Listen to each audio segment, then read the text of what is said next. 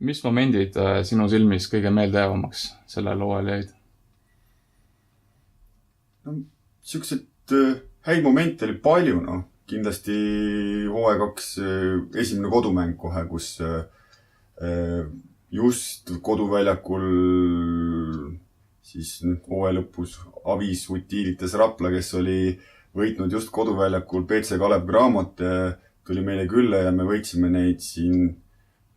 pea 20 punktiga, et tegime siukse väga hea mängu, et kõik poisid olid siukest tahtmist täis ja et noh, kindlasti see oli üks siuke hea moment. Noh, teiseks kindlasti võib-olla üks Tallinna Kaleviga üks väga raske mäng Audentese spordihallis, kus esimese veerandaja võidame pea perfektse mänguga pea 20 punktise vahe, siis järgmised 2 veerandit ei oska nagu üldse mängida